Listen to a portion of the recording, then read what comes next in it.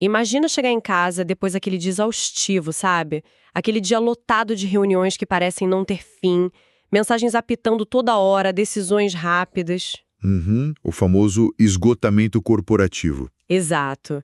Aí a gente abre a geladeira, a fome é imensa, mas a mente, tipo, simplesmente congela o olhar para as prateleiras. É uma paralisia real, né? Fica lá uns 5 minutos encarando as opções. E a incapacidade de decidir entre, sei lá, esquentar uma sobra ou fazer um sanduíche é tão grande que a gente fecha a porta e o jantar acaba sendo só um copo d'água. E o pior é como a gente interpreta isso.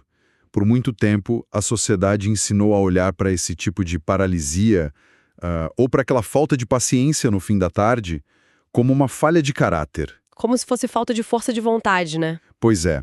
Se a mente não consegue focar, logo dizem que o problema é falta de esforço. E olha, essa é uma narrativa muito perigosa. Nossa, com certeza. E é por isso que estamos aqui na nossa análise aprofundada de hoje. Fomos condicionados a tratar o cérebro humano como um motor inesgotável, sabe?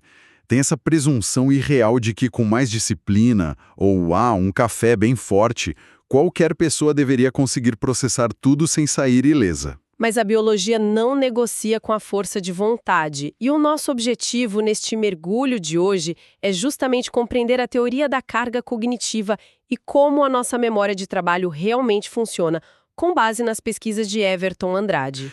O que é fascinante aqui é que quando a gente passa a compreender essa arquitetura invisível da mente, nós podemos finalmente parar de lutar contra a nossa própria natureza. É um alívio imediato para quem nos escuta, né? Saber que a resposta para a exaustão não está na falta de dedicação. A culpa é, pura e simplesmente, da biologia do cérebro. Exatamente. O intuito de debater essa neurobiologia não é encontrar truques para, hackear a mente e trabalhar o dobro. É entender as regras imutáveis da atenção. Certo. Então vamos desconstruir isso. Se o problema não é uma falha moral, a gente precisa abrir o capô e investigar esse hardware que roda a nossa mente. Sim, e a premissa básica, antes de avançar, é aceitar que a nossa atenção é um recurso criticamente escasso. Tá, mas quão escasso? Tem algum limite quantitativo, tipo um número exato do que a gente consegue reter na cabeça ao mesmo tempo? Tem sim. E para quantificar isso, a gente precisa voltar lá para 1956, para o trabalho de um psicólogo cognitivo chamado George Miller. 1956. Nossa, então a base disso já tem bastante tempo. Bastante tempo. E ele publicou um estudo que virou um marco na psicologia, introduzindo um conceito que ele chamou de o mágico número 7. O mágico número 7, ok, explica isso. A pesquisa do Miller revelou que a memória de trabalho, que é aquela área do cérebro que retém e manipula informações ativamente no presente, tem uma capacidade assustadoramente pequena. Pequena, tipo 7 coisas. Em média, ela só lida com 7 elementos simultâneos. Tem uma variação natural de mais ou menos 2, sabe? Então a gente opera com um teto absoluto que vai de 5 a 9 itens conscientes por vez. Espera aí, apenas 7 elementos? Eu tenho que admitir que isso soa quase como um erro de projeto da evolução. Parece, né? Muito. Se a gente pensar no volume de estímulos que bombardeiam a pessoa andando numa rua movimentada hoje, tipo celular vibrando, letreiro piscando, carro buzinando, 7 espaços parecem insuficientes até para atravessar a rua. Mas do ponto de vista de um caçador-coletor na savana africana há milhares de anos, 7 elementos eram perfeitamente adequados. Dava para monitorar predadores, coordenar uma caçada. Entendi. Então o nosso hardware biológico é literalmente o mesmo daquela época. O primeiríssimo modelo, sem atualizações. Mas a nossa compreensão sobre isso ficou mais sofisticada. Em 1974, os pesquisadores Alan Baddeley e Graham Hitch provaram que a memória de trabalho não é só uma caixa passiva. Não é só um depósito onde a gente joga informação. Não, ela atua como um sistema dinâmico, um executivo central que gerencia ativamente para onde a atenção vai. E o mais revelador, esse sistema divide o trabalho em canais especializados. Canais? Como assim, tipo rádio e TV separados? Quase isso. Existe a alça fonológica, que lida com o processamento de sons e palavras, e o esboço visoespacial, que processa imagens e a nossa navegação no espaço. Deixa eu tentar visualizar isso na prática. É muito comum comparar o cérebro com um computador. Então me parece que essa memória de trabalho funciona tipo a memória RAM de uma máquina. A analogia perfeita. Pois é, se alguém abre o navegador e carrega 40 abas com vídeos pesados ao mesmo tempo, o computador vai engasgar e travar, independentemente do processador. A RAM lotou. Sim, o sistema paralisa. Mas ouvindo sobre esse modelo de canais de áudio e vídeo biológicos, me surgiu uma dúvida bem prática. Se alguém tentar ler um relatório jurídico super denso, enquanto escuta uma música com letra no fone de ouvido... Ah, o clássico cenário de escritório. Exato. O que acontece? Porque a sensação é que a gente não consegue focar em nenhum dos dois. Mas não parece ser só uma distração boba. É literalmente a mente forçando dois programas a usarem a mesma placa de som ao mesmo tempo. A dinâmica neurobiológica é exatamente essa. Ler um texto complexo exige que a alça fonológica converta aquelas palavras num som interno. Sabe aquela voz que a gente ouve na mente quando lê? Sei. A nossa própria voz narrando o texto. Isso. Se o ambiente tem uma música com vocais inteligíveis, essas palavras cantadas entram direto e exigem processamento no exato mesmo canal fonológico. Nossa, então eles brigam pelo mesmo espaço biológico? Uma competição predatória por recursos minúsculos. O cérebro gasta uma carga enorme de glicose tentando silenciar ativamente a letra da música para manter o foco na leitura. Caramba! Então aquela fricção invisível é a raiz do cansaço? É a origem primária daquele cansaço brutal que as pessoas sentem às 4 da tarde. Não é falta de café, é exaustão da alça fonológica. Bom, já que essa nossa memória RAM biológica vive à beira do colapso, como o cérebro decide o que é pesado e o que é leve? Porque a percepção de cansaço varia, né? Com certeza varia. Tipo, ler um romance de ficção deitado na rede não causa a mesma exaustão de tentar decifrar o manual de física quântica. E ambos envolvem leitura. Essa variação de peso é o cerne da teoria da carga cognitiva, que o John Sweller desenvolveu lá em 1988. Teoria da carga cognitiva. Tá, e o que o Sweller descobriu? Ele revolucionou essa área ao demonstrar que não é só a quantidade de informação que drena a mente, mas a forma como ela é processada. Ele dividiu o esforço em 3 frentes principais. A primeira explica essa sua comparação da ficção com a física. É a carga intrínseca. Que seria a dificuldade base do assunto. Aquela complexidade natural que não tem como tirar. Inevitavelmente. Entender a teoria da relatividade tem uma carga intrínseca formidável comparada a aprender regras de um jogo de tabuleiro simples. É o peso estrutural. Então o professor não tem como apagar essa carga sem destruir o conteúdo. Certo. Exato. Mas aí entramos na segunda categoria, que é o verdadeiro ralo de energia do mundo moderno, a carga extrínseca. Carga extrínseca. O que entra nessa conta? Ela representa todo o esforço mental desperdiçado com o ruído. Sabe? É sobre como a informação é apresentada. Gráficos confusos, texto mal formatado, um ambiente de estudo barulhento. Ah, tipo um professor que gesticula freneticamente enquanto tenta explicar uma equação? Perfeito. A teoria postula que a carga extrínseca tem valor prático igual a zero. Ela só consome aqueles escassos 7 espaços do Miller e precisa ser neutralizada. Mas será que a forma visual importa tanto assim? Digo, se a informação correta tá lá, no meio de uma página toda bagunçada, o nosso cérebro não é esperto o suficiente para ignorar a bagunça e focar no que importa? A biologia mostra que não somos tão seletivos assim no primeiro instante. Nosso cérebro foi moldado pela evolução para caçar padrões. Então, qualquer estímulo precisa ser minimamente processado antes de ser descartado. Ele tenta entender tudo antes de jogar fora? Exatamente. É por isso que o trabalho do Richard Meyer sobre a teoria da aprendizagem multimídia é tão contundente. Ele comprovou que a gente aprende muito melhor com palavras e imagens extremamente limpas e diretas. Porque senão, gasta energia filtrando o enfeite. Isso.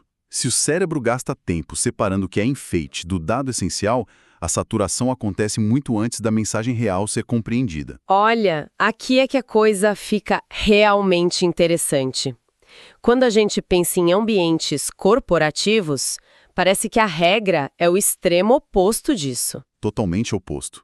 Toda empresa tem aquelas reuniões de alinhamento com PowerPoints inacreditavelmente lotados.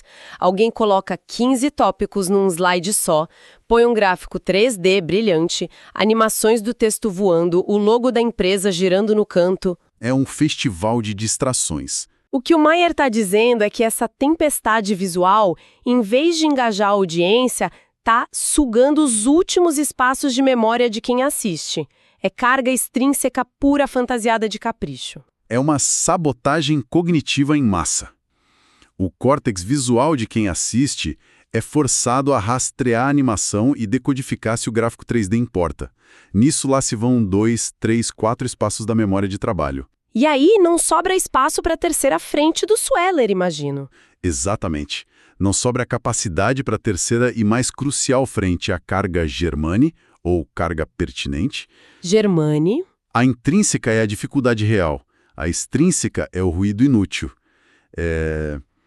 Eu arriscaria dizer que a germane é o resultado final, o conhecimento estocado para o futuro. É um raciocínio muito próximo, mas a carga germane não é exatamente o resultado. Ela é o esforço ativo e valioso de tentar compreender a informação e conectá-la ao que já sabemos. A energia gasta construindo a ponte. Exato. O esforço de estruturar o raciocínio, de criar sinapses reais. O dilema que o Sweller revelou é que a memória de trabalho é fixa, se a carga intrínseca é alta, e o ambiente joga uma montanha de carga extrínseca em cima. O limite estoura. O estoura. Não sobra orçamento mental para a carga germane. O raciocínio profundo morre por pura falta de espaço biológico. Nossa, entender essa divisão joga muita luz sobre a cultura moderna. Tem um orgulho tóxico nos escritórios que é o mito do multitasking, a multitarefa. O maior mito corporativo. Tem profissional que se vangloria, tipo de estar numa videoconferência, enquanto responde um e-mail urgente para o chefe e tenta marcar consulta médica pelo WhatsApp. Se o teto de atenção é tão baixo, o que acontece na mente dessa pessoa? A neurociência já desbancou esse mito de processar a complexidade em paralelo há muito tempo. O que a pessoa está fazendo é o task switching, a alternância rápida de tarefas, e o preço cobrado por isso é severo. Imagino que a mente tem que reiniciar a todo momento. Praticamente. Quando a atenção pula da reunião para o e-mail, a memória de trabalho sofre. Ela precisa descarregar o contexto inteiro da reunião, dos seus pequenos espaços, e carregar todo o contexto linguístico do e-mail. E para voltar para a reunião, desmonta o e-mail e monta a reunião de novo. Esse movimento constante de montagem e desmontagem é o chamado custo de troca. Esse esvazia e preenche deve gerar uma conta astronômica de carga extrínseca no fim do dia. E isso nos leva de volta para a geladeira do começo da nossa exploração. Perfeitamente conectado. A de decisão surge porque o cérebro passou 8 horas pagando esse pedágio do custo de troca, né? É um colapso protetivo.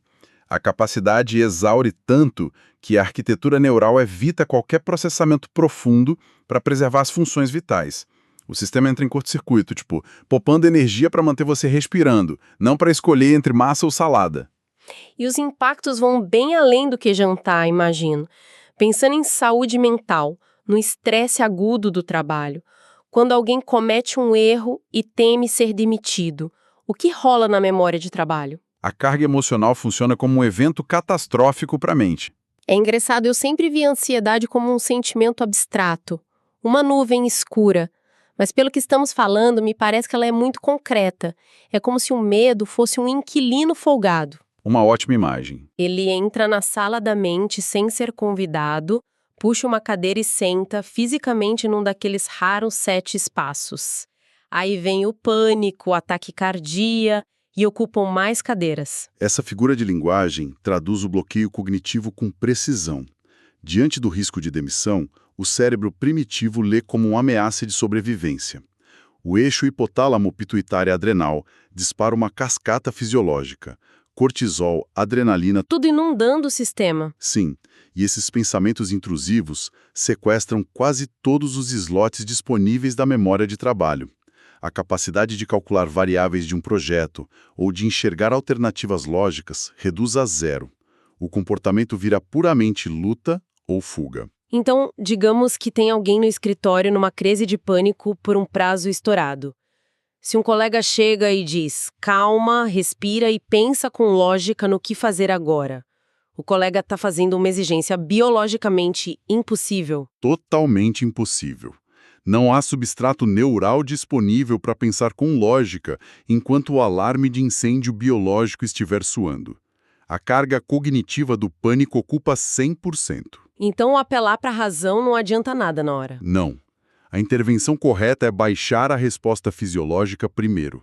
Reduzir a carga intrínseca emocional para que a memória de trabalho possa, aos poucos, ser liberada dos hormônios e voltar a operar. É assustador perceber a fragilidade da nossa racionalidade, né?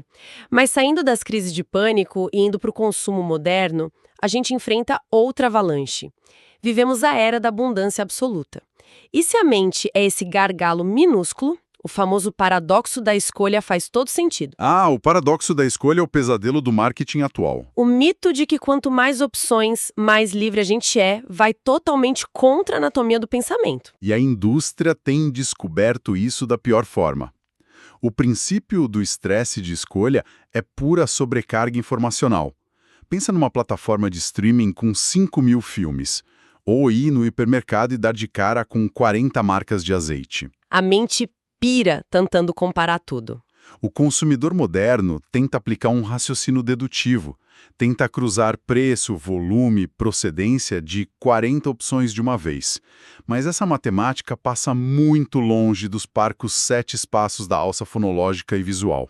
E como a RAM trava pela falta de espaço, a reação não é de liberdade, mas de sofrimento agudo. Um sofrimento exaustivo. Todo mundo já ficou 40 minutos rolando o catálogo do streaming, sentindo culpa e tédio para acabar desligando a TV. Ou, no caso do azeite, a pessoa entra em curto e joga a marca mais cara no carrinho. E não é por análise de qualidade. Não, é para comprar o alívio. Ela paga mais caro só para acabar com a dor física de ter que decidir. Exatamente. O comportamento deixa de ser otimizado para o melhor valor e passa a focar na preservação imediata da energia mental que sobrou. É a falência do sistema decisório pela abundância desregulada. Mas espera aí, se tem essa falência no supermercado, nós temos um problema que não fecha na teoria. Como é que o ser humano consegue fazer tarefas físicas super complexas? Como assim? Pense em aprender a dirigir ou operar uma empilhadeira. Eu lembro das minhas primeiras aulas na autoescola. Era um terror. Ah, o excesso de comandos iniciais. Sim, segurar a embreagem no ponto, checar o retrovisor, manter o volante, olhar a velocidade, ler as placas. Só essas ações separadas já lotavam 6 espaços da minha memória. Se o instrutor fizesse uma pergunta boba sobre o tempo, eu entrava em pânico e o carro morria. A mente transbordava. O gargalo estava completamente saturado. Pois é, mas hoje um motorista experiente viaja na estrada segurando o volante, trocando marcha, escutando música, conversando e checando o espelho, tudo ao mesmo tempo. E nem lembra do trajeto. Se a biologia não passa dos 7 espaços, como o cérebro burla essa regra para a gente conseguir dirigir? A superação dessa limitação é um mecanismo de defesa fenomenal da arquitetura neural que a gente chama de chunking. É um agrupamento cognitivo. Chunking. Como funciona? Nas primeiras semanas de autoescola, como você bem lembrou, cada pequeno movimento drena a atenção. Pé na embreagem é um processamento, olhar o espelho é outro. A memória atinge o limite. Cada coisinha usa um slot inteiro. Isso. Mas com a repetição deliberada, as redes neurais começam a encontrar padrões de eficiência. O sistema nervoso pega esses 5 movimentos isolados e, lentamente, funde tudo num único pacote de informação, num chunk. Espera! Isso me lembra de um processo no computador. Quando o HD está entupido de pastas pesadas, cheias de fotos soltas, a gente seleciona tudo e comprime num arquivo gigantesco formato zip, sabe? Sim, um arquivo só mais leve. O conteúdo inteiro continua lá dentro, mas ele foi envelopado e agora funciona como uma unidade. O chunking é literalmente o cérebro zipando as tarefas para desentupir o gargalo. A analogia do arquivo zipado capta perfeitamente a essência. Ao transformar ações independentes em um único pacote chamado movimentar o carro, o cérebro reduz algo que exigia 5 espaços para consumir apenas 1. E vai além. O que mais ele faz? Quando esse chunk atinge um grau elevado de automação, Ele é transferido da memória de trabalho de curto prazo para as extensas galerias da memória de longo prazo. A execução vira subconsciente. E a memória RAM fica livre para focar na conversa ou no trajeto. A automação é o que salva a nossa sanidade, então. Sem dúvida. A automação salva a nossa cognição diante da complexidade do mundo. Então, o que tudo isso significa para nós no dia a dia? Já que ninguém pode agendar uma cirurgia para expandir o córtex e instalar mais RAM, como a gente adapta os hábitos para trabalhar a favor da biologia? A aplicação prática requer defender a nossa atenção com unhas e dentes. A primeira intervenção, muito validada, é trabalhar em blocos de tempo rígidos, o time blocking. Tipo fazer uma coisa só por um período fechado. Exato. Vai escrever um relatório, reserva 50 minutos de imersão total. E não é só olhar para a tela, é colocar o celular em outro cômodo ou no modo avião, fechar o WhatsApp Web, eliminar brutalmente a carga extrínseca. É construir um muro em volta da memória de trabalho. E outro ponto prático que me vem à mente é sobre as nossas obrigações. Tentar carregar a lista de supermercado, reunião e problema tudo puramente na cabeça é um erro. Um erro terrível. O cérebro é brilhante para conectar ideias, mas é uma péssima gaveta de arquivos. A externalização da memória me parece crucial, né? Jogar tudo para agendas, aplicativos, bloco de notas, tirar da RAM e jogar para um HD externo para usar energia na execução e não para tentar lembrar. A externalização é o primeiro passo de autoconhecimento cognitivo. E com a mente desobstruída, a gente pode focar em como integrar o aprendizado profundo. Na psicologia do desenvolvimento, grandes teóricos explicam isso. David Alzhubel, por exemplo. O que o Alzhubel propunha. Ele formulou a teoria da aprendizagem significativa, focada na ancoragem. Quando alguém vê um conceito novo e complexo, aquilo corre o risco de ficar flutuando como uma decoreba vazia. E decoreba some rápido. Some. Para não sumir, o conhecimento novo precisa desesperadamente de um subsuntor. Um subsuntor. É um conceito pré-existente na nossa cabeça que serve como um porto seguro, uma âncora, onde a ideia nova possa se prender. Ah! Então, sempre que formos aprender um procedimento novo, a melhor forma de poupar energia é forçar a pergunta: com que isso se parece na minha vida prática? Exatamente. O que conecta muito bem com os estudos do Jean Piaget sobre assimilação e acomodação. Aquela ideia de que quando a informação nova colide com o que já sabemos, o cérebro tem que quebrar as paredes antigas e acomodar a nova arquitetura do pensamento. E esse desconforto mental que sentimos ao aprender algo que quebra nossos paradigmas é literalmente o custo energético da acomodação. A ancoragem do Alzhubel serve para facilitar esse trânsito árduo. Isso mostra que aprender é integração, não acumulação. Eu imagino a mente construindo tipo uma torre de Legos gigante. Não dá para receber um balde com 200 peças novas de conhecimento, despejar no chão da mente e chamar esse caos de sabedoria. De jeito nenhum. Sabedoria exige ordem. Tem que pegar uma peça nova de cada vez, avaliar o formato e procurar lá na estrutura do nosso passado onde ela se encaixa. Esse esforço gostoso de descoberta é o trabalho de encaixar a peça na torre. E é aí que brilha a carga Germani, solidificando o conhecimento. Resumiu brilhantemente. Trabalhar alinhado à biologia é facilitar essa construção de Lego. Quando a gente gerencia o estresse e evita a multitarefa nociva, nós não estamos apenas sendo produtivos num sentido robótico. Estamos criando um espaço seguro, dentro de limites orgânicos, para a sabedoria crescer sem o barulho crônico do mundo.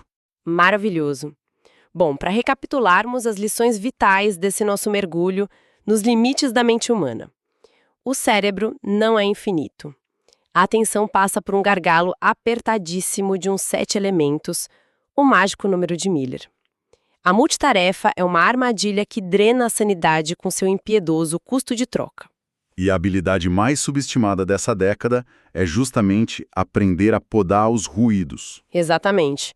Blindar a mente e usar agendas e cadernos como gavetas externas.